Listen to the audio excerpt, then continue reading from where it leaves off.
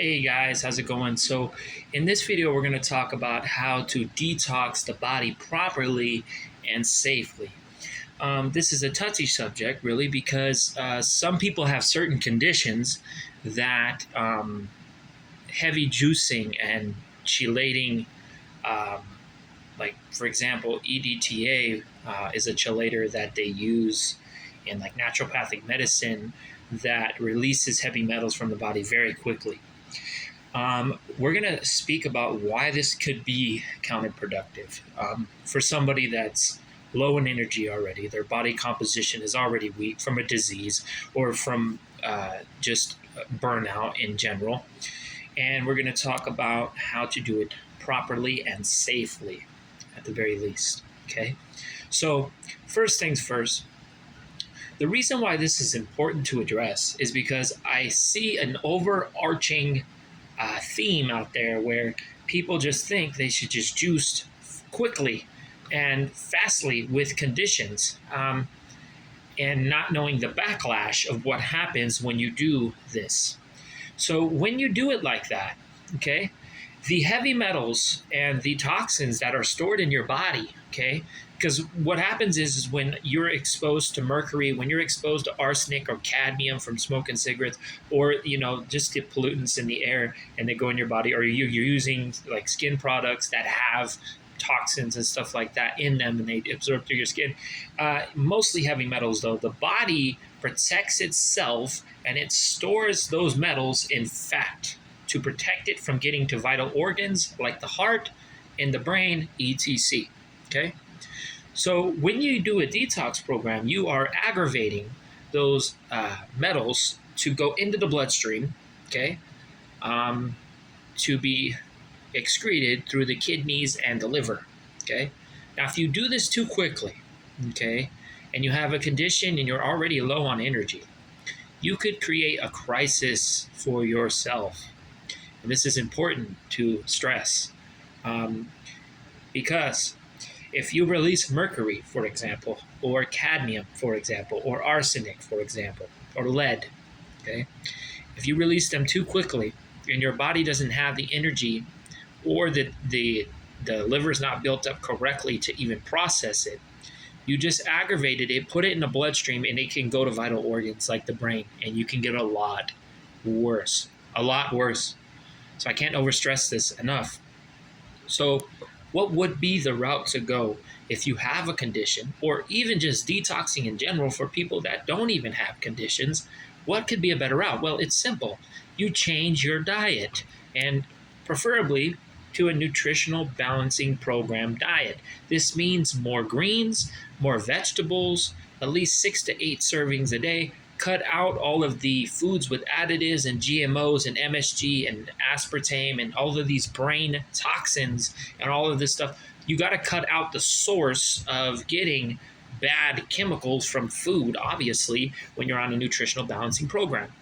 So that's first things first. Also, you need to have a good overall vitamin selection with your minerals, vitamins and minerals, okay? For example, selenium and zinc are very much needed for detoxing heavy metals, protecting even against heavy metals. For example, selenium protects the thyroid from getting attacked by fluoride and stuff like that. So, I mean, these minerals, and zinc also helps detox high copper levels, which tend to be higher in women, and high copper levels are linked to rage, psychosis, anxiety, etc. So these problems are rapid, and these are some minerals and stuff that can help. Realistically, you should just get a good quality multivitamin, like a powdered multivitamin. Like the one I take is called the Energy Revitalization System, and it's made by Jacob Teitelbaum. And 1 scoop of this powder replaces 40 tablets every day. It's got all the amino acids as well. Okay. Second thing, support the liver. How do you do that? Well, first things first, you want to get on a good quality milk thistle supplement to support the liver. Okay, milk thistle has been shown to reduce cirrhosis of the liver, to reduce toxicity in the liver specifically. Okay. Number 2, you could take NAC, acetyl L-cysteine, which makes glutathione. Okay, glutathione is your body's master detoxifier as well. Okay, so this can be very helpful to help in the process of this. Also, you're going to want kidney support. Burdock root is a good herb that supports the kidneys as well. Okay, so if you're going on a detox and you have a release of symptoms, which is very normal when you're detoxing, you might feel better before you feel worse. Okay, these toxins have been in your body and they're getting put in the bloodstream, so you might feel better before you get worse. This is why most people just stop the detox in the middle of it, because they feel horrible. But you need to understand that there's light at the end of the tunnel if you do it right and slow and listen to your body and go at its pace. So this is an important thing to stress, okay? So there you have it. So you realistically, you need to get on a nutritional balancing program, okay? I recommend also getting a hair analysis test done to see what heavy metals you're dealing with and also what minerals you are deficient in as well. Because mineral deficiencies are a problem because, for example, if you don't have enough manganese or zinc or anything like this, the body takes toxic metals and replaces it with those ones. So you have to replace the good minerals as well. And sometimes it takes 6 to 12 months to even replace mineral deficiency. So I recommend highly for you to get a hair mineral analysis test to see what is going on, to see if you have high copper levels, to see if you have high mercury levels, to see if you have all these things. And then, looking into nutritional balancing programs that help slowly get the body strong enough and slowly detox the body of these chemicals. You don't want to go too fast. It is dangerous, okay? It's a very dangerous scenario to go too fast.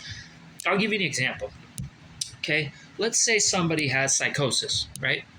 And you give them a super fast juicing protocol or something like that, or a heavy metal chelator like cilantro, for example.